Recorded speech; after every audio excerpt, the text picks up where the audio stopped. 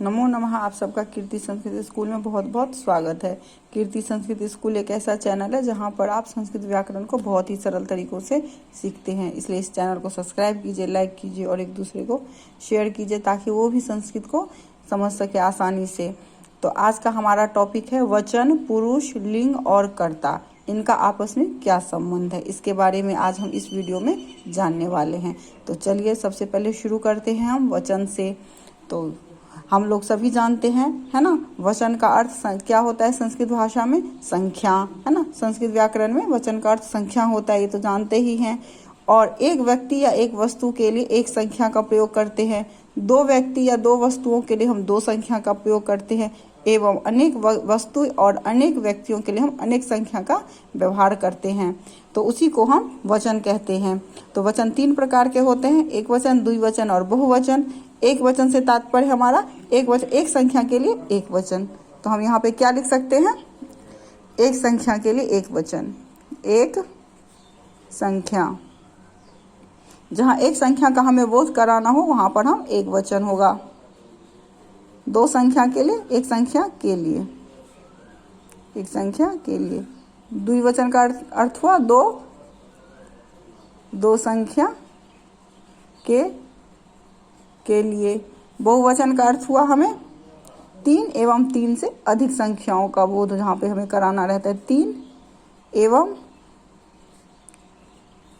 तीन से अधिक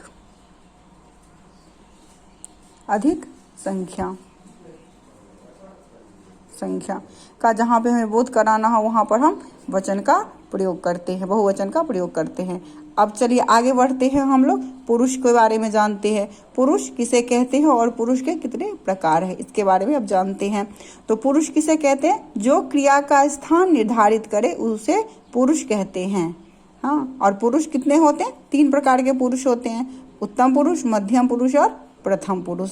तो अब हम इसके बारे में डिटेल से जानेंगे कि उत्तम पुरुष किसे कहते हैं, मध्यम पुरुष और प्रथम पुरुष का क्या अर्थ है। तो उत्तम पुरुष क्या कहते हैं? तो चलिए देखते हैं। उत्तम पुरुष, उत्तम पुरुष का अस्मत् शब्द का प्रयोग रहने पर उत्तम पुरुष होता है ना। यदि इसका अर्थ क्या हुआ? यदि कर्ता हमारा अस्मत् शब्द का हो तो क्रिया जो होगी उत्तम पुरुष की होगी, है ना। अब यहाँ पे अस्मत् शब्द से आप लोग समझिए क्या है? अहम। अस्मत् शब्द का अर्थ क्या हुआ? अहम, अहम, आवाम, वयम, ये होता है। और इसमें जो अस्मत् शब्द हुआ वो स्वयं से संबंधित होते हैं, जैसे मैं, मेरा, है ना, हम दोनों, हम सबका इत्यादि शब्द इसके अंतर्गत आता है। और दूसरा हम ये भी कह सकते हैं, इसमें इसका होता है कहने वाला। अस्मत् शब्द का ये होता है, उत्तम पुरुष में क्या होता आता है? कहने वाला। कहने वाला को हम क्या कहते हैं? वक्ता बोलते हैं, है ना। इसके अंतर्गत एक ये भी आता है कहने वाला, है ना, कहने वाला, वक्ता। अब चलिए अब हम समझते हैं मध्यम पुरुष को।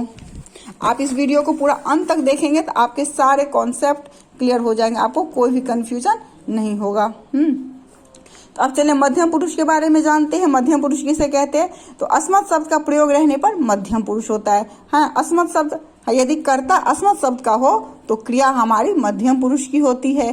अब अस्मत् शब्द में क्या आता है? जैसे उसके अंदर अहम, आवाम, वयम आया, ऐसे ही इसके अंदर क्या आएगा? त्वम, त्वम, युवाम, यूयम आएगा, यूयम। यहाँ पे दीर्घी की मात्रा आएगी, यूयम, ऐसे करके यूयम। और इसमें जो होता है बोलने वाला, सुनने वाला होता है, तो सुनने वाले को हम क्या कहते हैं? श्रोता भी कहते हैं। इसमें सुनने वाला, श्रोता। मध्यम पुरुष में मतलब सुनने वाला, सुनने वाला, जिसे हम श्रोता भी कहते हैं, है ना। इसका अर्थ होता है तुम, है ना। क्या आता है इसके अंतर्गत? तुम, तुम्हारा, तुम दोनों, तुम दोनों, तुम सब, तुम सब, ये सब चीजें इसके अंतर्गत आती है। अब हम प्रथम पुरुष के बारे में बात करते हैं। तो प्रथम पुरुष को अन्य पुरुष के नाम से भी जाना जाता है। तो प्रथम पुरुष की बात करते हैं। यदि कर्ता हमारा तत्शब्द, है ना, तत्शब्द और संज्ञा शब्द की हो तो क्रिया हमारी हमेशा प्रथम पुरुष की होगी, है ना। तत् शब्द में स्त्रीलिंग तीनों लिंग में होगा। तत् शब्द जो है हमारा तीनों लिंगों में है। कौन कौन से तीनों लिंगों में है? ये हमारा तीनों लिंगों में है। स्त्रीलिंग, पुल्लिंग और नपुंसक लिंग तीनों लिंगों में है। तीनों लिंगों में ये हमारा होगा। अस्मत् शब्द के कर्ता तथा युष्मत् शब्द के कर्ताओं को छोड़कर अन्य जितने भी कर्ता होंगे ये सब प्रथम पुरुष के अंतर्गत आएंगे। यानी कि अभी हमने पहले बात किया उत्तम पुरुष में, है ना, युष्मत् शब्द, अस्मत् शब्द, फिर मध्यम पुरुष में हमने बात की युष्मत् शब्द, है ना। अस्मत् युष्मत् इन दोनों को छोड़ करके जितने भी कर्ता होंगे ना वो सारे क्या आएंगे? प्रथम पुरुष के अंतर्गत आ जाएंगे। अब संज्ञा किसे कहते हैं हमें ये भी जानना है। संज्ञा शब्द कौन कौन से हो, है ना। किसी व्यक्ति, वस्तु, स्थान, प्राणी, भाव के नाम को संज्ञा कहते हैं। ये किसकी डेफिनेशन है? संज्ञा की। संज्ञा, है ना, ये संज्ञा क्यों संज्ञा कहते हैं? तो जहां पर हमें इनका भी बोध हो वहां पर हमारा प्रथम पुरुष होता है। तो और इसके में प्रथम पुरुष और किसे कहते हैं? जिसके बारे में बात की जाए, है ना, यानी कि विषय, जिसके बारे में बात की जाए। ये आप समझ गए। अब हम आगे बढ़ते हैं, लिंग को समझते हैं। लिंग, तो संस्कृत में लिंग का अर्थ होता है निशान या चिन्ह, है ना। जिस संज्ञा शब्द से व्यक्ति की जाति का पता चलता है उसे लिंग कहते हैं। तो लिंग तीन प्रकार के होते हैं, पुल्लिंग, स्त्रीलिंग और नपुंसक लिंग, है ना। तो पुल्लिंग का अर्थ क्या हुआ? जहां पर हमें पुरुष जाति का बोध होता है वहां पे पुल्लिंग होता है। जहां पे हमें स्त्री जाति का बोध हो वहां स्त्रीलिंग होगा। जहां पर न पुरुष जाति का बोध हो न स्त्री जाति का बोध हो उसे हम नपुंसक लिंग कहते हैं। जैसे कि उदाहरण मैं देती हूँ, जैसे राम, देव, है ना, इत्यादि। इसके अंदर देखिए स्त्री जाति में लता, है ना, रमा इत्यादि। नपुंसक लिंग में जल, फल आदि, ये सारे हमारे नपुंसक लिंग में आगे जब हम शब्द रूपों को करेंगे उसमें भी ऐसे आएंगे, पुल्लिंग, स्त्रीलिंग, नपुंसक लिंग, तो वहां पर भी हम ऐसे काम करेंगे। तो चलिए अब हम इससे आगे बढ़ते हैं। अब हम कर्ता के साथ इसका संबंध स्थापित करते हैं कि कैसे इनका आपस में संबंध है। तो पुरुष हमने अभी पढ़ा है, 3 होते हैं, उत्तम पुरुष, मध्यम पुरुष और प्रथम पुरुष। तो हम पहले प्रथम पुरुष से ले लेते हैं। प्रथम पुरुष, है ना, प्रथम पुरुष। यहाँ पे हमारा आएगा पुरुष हमने ऊपर में लिखा हुआ है, यहाँ हम लिखते हैं प्रथम पुरुष। प्रथम पुरुष में क्या होगा? यहाँ पर पहला हम लेते हैं पुल्लिंग में क्या आएगा? सह। और स्त्रीलिंग ले तो सा, नपुंसक लिंग ले तो तत्, है ना, तत्। द्विवचन में क्या हो जाएगा? सह तो, बहुवचन में हो जाएगा सह तो ते। और स्त्रीलिंग में सा, ते, ता। नपुंसक लिंग में तत्, ते, तानी, है ना। इसका अर्थ क्या हुआ? वह। और इसका अर्थ हुआ वह दोनों, वह दोनों या वे दोनों, है ना, या वे दोनों, है ना, वे दोनों। इसका अर्थ हुआ वे सब। ये हमारा हो गया प्रथम पुरुष। अब देखिए मध्यम पुरुष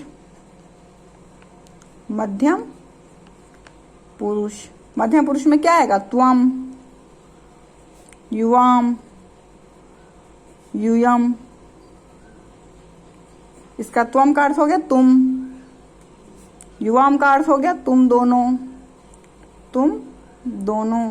और यूयम का अर्थ हो गया तुम सब। अब उसके बाद हम उत्तम पुरुष पर जाएंगे, है ना। उत्तम पुरुष, उत्तम पुरुष इसमें आएगा अहम, इसमें आएगा आवाम, इसमें आएगा वयम, अहम का अर्थ हुआ मैं।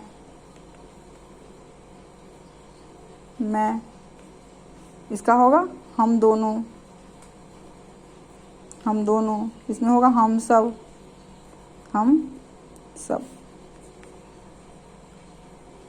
मैं फिर से है ना, ये हुआ। अब हम इसको उदाहरण के साथ समझते हैं कि हम अनुवाद में इसका प्रयोग कैसे करेंगे।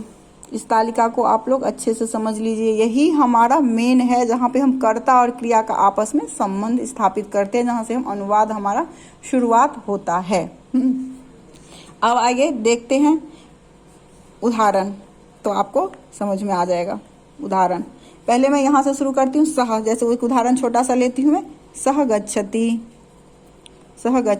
सह के का द्विवचन में क्या होता है? तौ, है ना।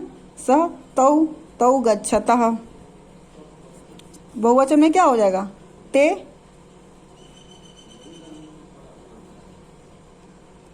गच्छन्ति।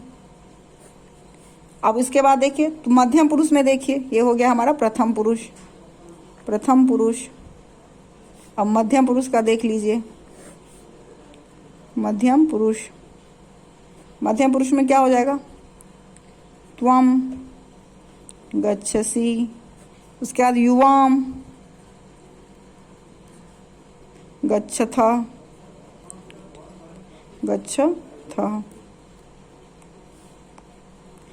यूयम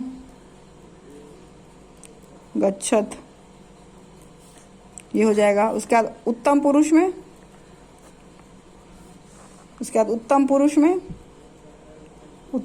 में हो जाएगा अहम गच्छामि। आवाम गच्छावः। वयम गच्छामः। इस तरह से हम इसका अनुवाद में भी प्रयोग कर सकते हैं। अगर आपको इस वीडियो को समझने में कोई दिक्कत हो तो आप ज़रूर कमेंट सेक्शन में पूछिएगा। धन्यवाद।